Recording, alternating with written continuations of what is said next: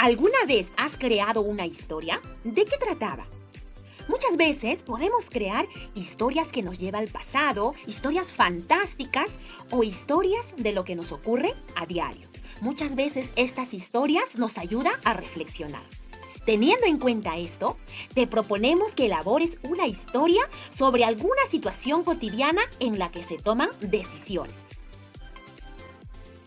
Por lo tanto, el propósito de esta actividad es elaborar una historia sobre alguna situación cotidiana en la que se toman decisiones. En ella vas a incluir tus sugerencias y recomendaciones para tomar las mejores. Y vamos a empezar planificando nuestra historia y sus personajes. Y la primera pregunta para nuestra planificación es, ¿qué quieres contar? ¿Qué es lo que tú deseas contar sobre una situación cotidiana? Por ejemplo, podría ser, quiero que mi historia trate de cómo decidimos en familia hacer las tareas del hogar, ¿no? Este es a modo de ejemplo. ¿Qué se te ocurre a ti? ¿De qué quieres contar? Pero recuerda que tiene que ser sobre una situación cotidiana.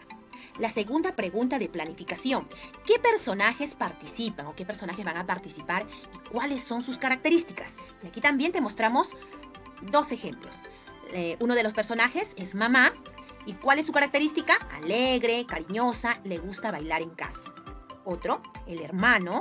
¿Cómo es? Travieso y creativo y le gusta jugar mucho. Estos son ejemplos. ¿Cuáles y cómo serían tus personajes? En este caso hay dos personajes. Tú puedes hacer varios personajes. Tercero, pregunta 3. ¿Cómo empieza la historia? ¿Cómo empezarías tu historia? Recuerda que es sobre una situación cotidiana. Y aquí tenemos un ejemplo. Les voy a contar la historia de mi familia y cómo aprendió a tomar mejores decisiones, ¿no? De esta manera está empezando. Ahora tú puedes empezar de otra manera. Esto es solo un ejemplo, es una sugerencia. ¿Cómo iniciarías tú tu historia? ¿Cómo lo harías? Y la cuarta pregunta es, ¿cuál es el desarrollo de la historia? En esta parte vas a hablar sobre la situación cotidiana que tú has elegido. También puedes incluir tus sugerencias y recomendaciones por medio de tus personajes. Eso no debes olvidar. Parte del propósito es que tu historia debe contener sugerencias y recomendaciones. Puedes ponerlo en esta parte. Aquí tenemos un ejemplo que dice sobre un día que mi hermano y yo estábamos viendo televisión y mi mamá nos llamó para ayudarle a hacer la tarea del hogar. Y uno de mis hermanos no quiso obedecer. Si nos damos cuenta, en esta parte no han incluido sugerencias y recomendaciones. No lo han puesto. Recuerda que solamente es un ejemplo. Tú puedes incluirlo en la parte del desarrollo.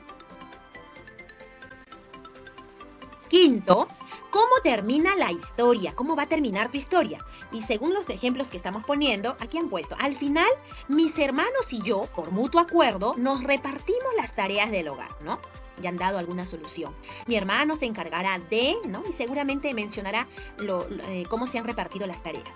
Y en otro párrafo, mira, como en la parte del desarrollo no había incluido las sugerencias y recomendaciones, ¿no? Para tomar buenas decisiones, ya lo han puesto en la parte final. Por eso, dice, es importante tomar decisiones que conlleve a la buena convivencia, ¿no? Y continúa acá. Recuerda que tiene que ir sugerencias y recomendaciones. Y aquí nos dicen algo. Por ejemplo, puedes terminar tu historia con una o más frases relacionadas con tus sugerencias o recomendaciones para tomar las mejores decisiones, ¿no?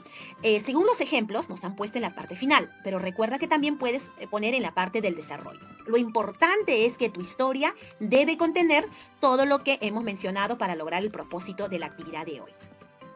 ¿Cómo terminarías tú tu historia? ¿Cómo lo harías?